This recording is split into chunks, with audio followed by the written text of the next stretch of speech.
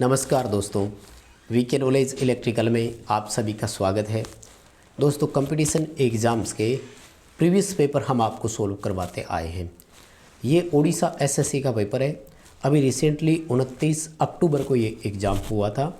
2 shift में 2 paper हुए थे और 100 क्वेश्चन टेक्निकल के इसमें आते हैं। ये हमारा पहला पेपर चल रहा है फर्स्ट शिफ्ट का, जिसके 25 क्वेश्चन मैंने आपको प्रीवियस वीडियो में करवाए थे। 25 क्वेश्चन आज की इस वीडियो में करेंगे। निवेदन रहेगा कि मुझे कमेंट करके ज़रूर बताया करो कि इन 25 में से आपके कितने सही हुए, और आप अगर एग्ज़ाम में बैठते तो आपका क्या स्कोर रहता, अभी आपके कितने सही हुए मुझे कमेंट करके बताया करो। स्पेशली जो उड़ीसा से बिलोंग करते हैं तो प्लीज़ कमेंट करके बताया करो, है ना। और चैनल पर नए हो तो यार सब्सक्राइब कर लेना, वीडियो को लाइक ज़रूर किया करो, आगे अपने दोस्तों को भी आप फॉरवर्ड इसे ज़रूर किया करो। पार्ट 1 अगर आपने नहीं देखा ना तो जाकर ज़रूर देखना, वो भी आपको बहुत कुछ सिखाएगा, काफ़ी कुछ उसमें भी नई चीज़ें आपको सीखने को मिलेगी। आइए ज़रा आज के क्वेश्चन से शुरू करते हैं। देखो, नंबर 1 क्वेश्चन आज का आपकी स्क्रीन पर है कि what will be the pitch factor of a alternator having 36 stator slot 4 pole coil span 1 to 8। बहुत सिंपल चीज़ें दी है। अल्टरनेटर में पिच फैक्टर पूछा है। आप कहीं से भी शुरू हो सकते हैं। आप या तो इस लोकेशन से जाइए कि हमें अल्टरनेटर में पिच फैक्टर ज्ञात करना है। पिच फैक्टर होता है अगर अपन दर्शाएं तो KP से इसको दर्शाया जाता है, और इसके लिए जो फॉर्मूला होता है वो होता है कोस अल्फ़ा बटे 2। ठीक है। अब कोस अल्फ़ा का मान आप कहाँ से लेकर आओगे, तो इसके लिए अपने पास एक फॉर्मूला होता है, और वो ये होता है कि पिच में अंतर कितना आया बटे फुल पिच इंटू 180 डिग्री। तो हमारे पास देखो एक्चुअल पिच भी नहीं है। सबसे पहले पिच निकालो, number of slot upon number of pole होता है। देखो 36 स्लॉट और 4 पोल है, तो अपने हिसाब से पिच कितनी आई 9। लेकिन ध्यान से देखो वाइंडिंग किस हिसाब से करी, 1 से 8। वाइंडिंग में इन्होंने पिच कितनी ली है फिर 7। स्पान का मतलब होता है कॉइल के जो दोनों एक्टिव भाग है वो किस किस स्लॉट में है। 1 नंबर और 8 नंबर में डले हुए, इसका मतलब 7 उन्होंने ले ली। 9 पिच मानते हुए करना चाहिए था, उसने 7 के हिसाब से कर दी। इसका मतलब वाइंडिंग कितनी छोटी हो गई, 2 पिच। तो इसके लिए फॉर्मूला होता है पिच में अंतर, 2 स्लॉट छोटी होगी बटे फुल पिच, तो फुल पिच 9 है, इंटू 180 डिग्री। इसको जब आप कैलकुलेट करोगे तो आपका आंसर आएगा 40 डिग्री, यानी कोस अल्फ़ा का मान 40 आया। तो कोस अल्फ़ा बाई 2 करना है, 40 बटे 2 करोगे तो 20 डिग्री आया। कोस 20 का मान निकाल दो, और दोस्तों कोस 20 का मान होता है 0.937, यानी 0.94 आपका यहाँ पर उत्तर हो जाएगा। ठीक है, सी उत्तर बिल्कुल सभी का सही रहेगा। अच्छा क्वेश्चन है दोस्तों, पेपर में इस तरह के क्वेश्चन आने चाहिए, वास्तव में मैं मानता हूँ आने चाहिए। कैलकुलेशन में थोड़ा टाइम ज़रूर लग सकता है, लेकिन स्टैंडर्ड का ज़रूर क्वेश्चन है। ठीक है ना। और दोस्तों यार चैनल को आगे बढ़ाइए, वीडियो को शेयर कीजिए। 100 के सब्सक्राइबर होने वाले हैं। मैं आपसे बहुत उम्मीदें रखता हूँ चैनल के लिए, है ना। चलिए दोस्तों अगले क्वेश्चन की तरफ चलेंगे, और सवाल बड़ा सिंपल सा है। क्वेश्चन कह रहा है कि क्लास ए की आग बुझाने के लिए कौन सा अग्निशामक काम में लोगे। वाटर जेट, जल की फुहारी काम में लेंगे ना। फोम टाइप, ड्राई पाउडर और कार्बन डाइऑक्साइड क्यों काम में लेंगे, पता ही है सबको। फोम टाइप लिक्विड की आग क्लास बी बुझाने के काम आएगा। Dry powder generally gas house में। कार्बन डाइऑक्साइड जो है वो डी या ई इलेक्ट्रिकल और मेटल्स की आग को बुझाने के काम में ले सकते हैं। आगे देखो, कहते हैं कि कौन सा डायग्राम आप चित्र में आपको जो दिखाया है वो इंस्ट्रूमेंट है कौन सा। भाई एक बार भी अगर आपने प्रैक्टिकली इसका यूज किया हो ना, तो हम तो देखते ही बता देंगे भैया ये है मेगर। प्रैक्टिकली बहुत काम में लेते हैं। हैंडल रहा, पैमाने को आप ध्यान से देखें, 2 टर्मिनल इसमें है। बी उत्तर रहेगा। मेगा ओम मापी इसको बोलते हैं, इलेक्ट्रिकल इंसुलेशन रेजिस्टेंस मापने के काम आता है। आगे देखिए क्वेश्चन थोड़ा सा टफ है, कैलकुलेशन बड़ी होगी, लेकिन ठीक ठाक है, आप कर सकते थे।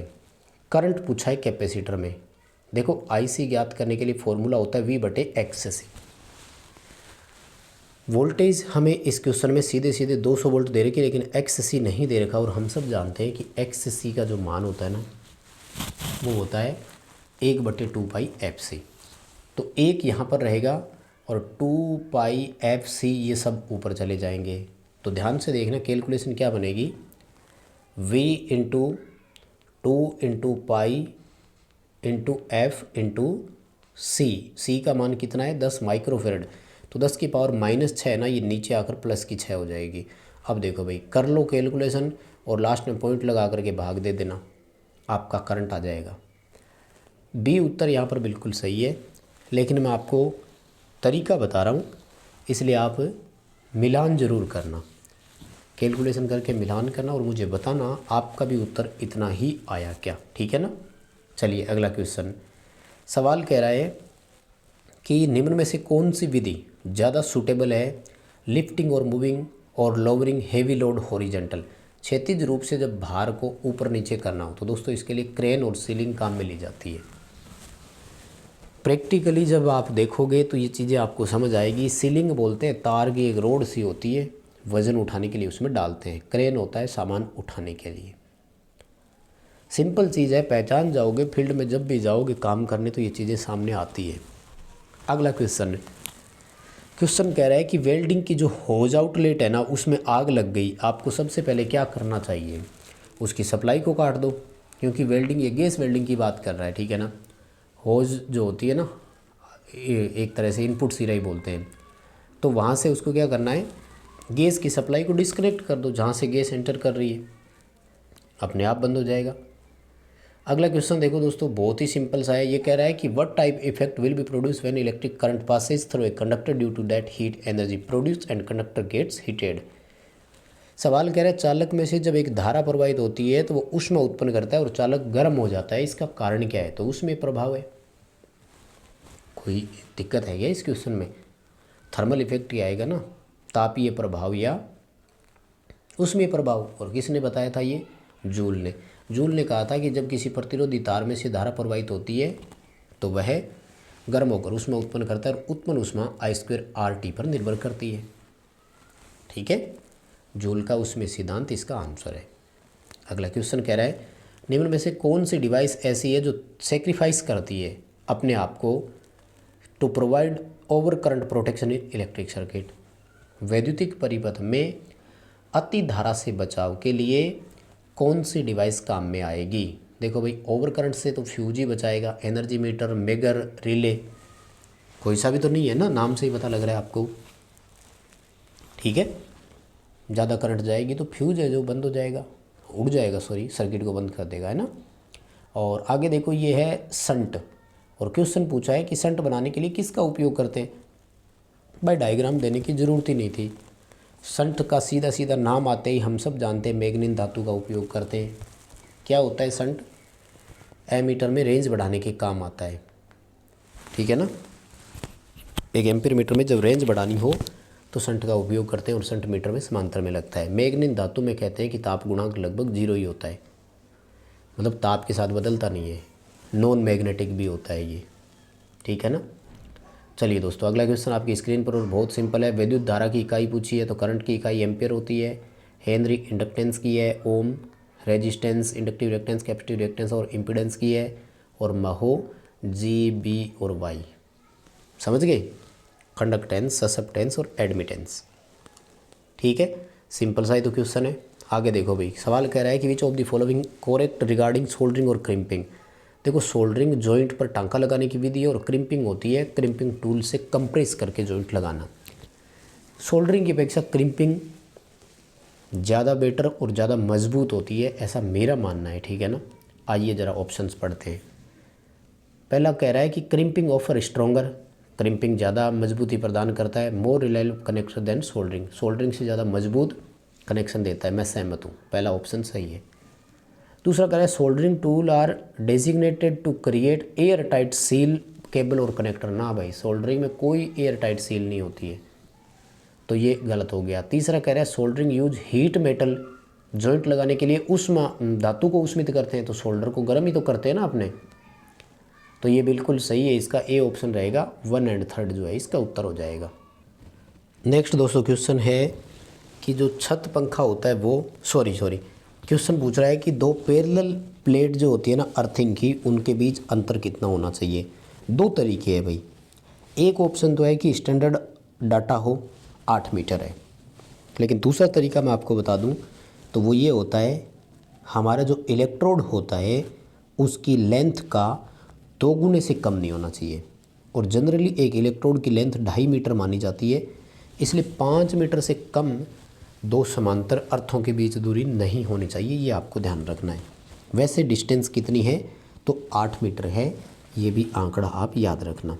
अगला क्वेश्चन छत पंखे वाला है दोस्तों। ये कह रहा है कि छत पंखे की ब्लेड जो होती है ना, निचला पॉइंट और जो छत होती है उनके बीच कम से कम दूरी कितनी, क्लियरेंस कितना होना चाहिए इंडियन इलेक्ट्रिसिटी रूल के अनुसार।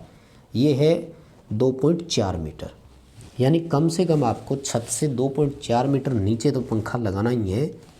इतना गैप आपको ज़रूर रखना है छत और पंखे के बीच में। दोस्तों अगला क्वेश्चन जो है, मैं इससे सहमत नहीं हूँ, आपका क्या ओपिनियन है मुझे ज़रूर बताना। आंसर की में इन्होंने सी लिखा है, जबकि मैं सी ऑप्शन से सहमत नहीं हूँ। सवाल क्या है सुनिए। ये कह रहे हैं निम्न में से कौन सा वैद्युतिक जनरेटर है जो डायरेक्ट करंट उत्पन्न करता है कम्यूटेटर का उपयोग करके।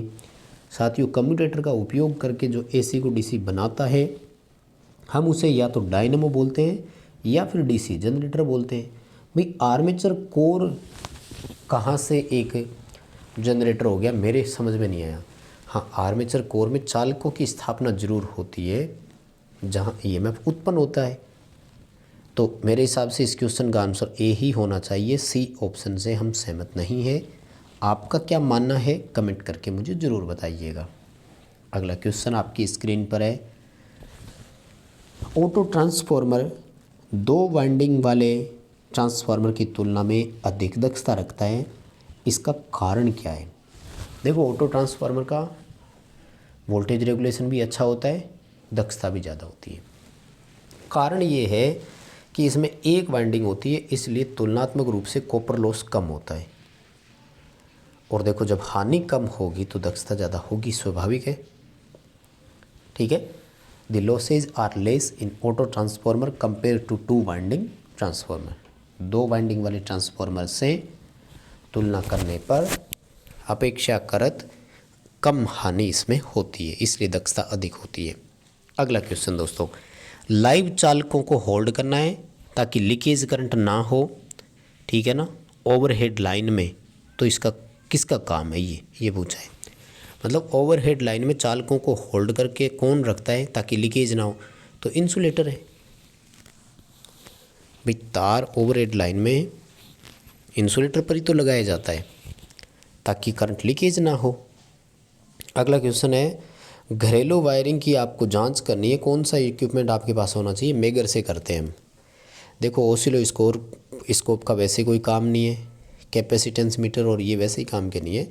मेगर या मल्टीमीटर होता तो ऑप्शन कर देते, खैर ठीक है। सिंपल सा क्वेश्चन है, शायद आपको इसमें कोई प्रॉब्लम आएगी नहीं, मुझे नहीं लगता। हाँ, नेक्स्ट क्वेश्चन बड़ा इंपॉर्टेंट है दोस्तों।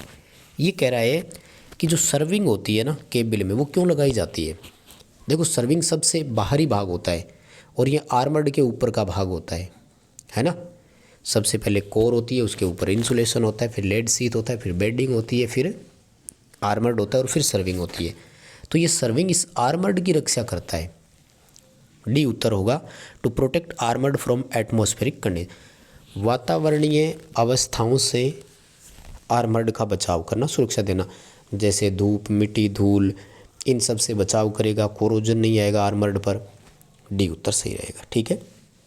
अगला क्वेश्चन कह रहा है कि अंडर राइटर गांठ की किस में ज़रूरत पड़ती है।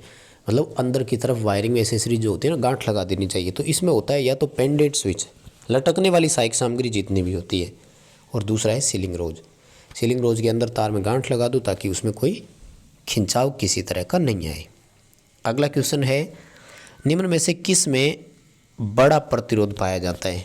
सबसे अधिक प्रतिरोध तो इंसुलेटरों में ही होता है, और इंसुलेटर जो है वो हम अचालक को बोलते हैं, ठीक है। और अगला जो दोस्तों क्वेश्चन है वो है कि निम्न में से कौन सा खतरा ऐसा है जो भौतिक खतरा है। देखो, भौतिक खतरा हीट और स्ट्रेस, कोल्ड आएगा। भाई सर्दी जुकाम, कोल्ड का मतलब हो गया, और हीट का मतलब है बहुत ज़्यादा गर्मी से किसी की जैसे चमड़ी जल जाना, तो ये भौतिक खतरा है ना। तो ए ऑप्शन रहेगा।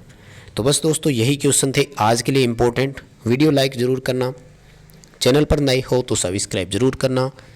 अपने दोस्तों को शेयर करना, मुझे कमेंट करके ज़रूर बताना कि आपका स्कोर कितना रहा।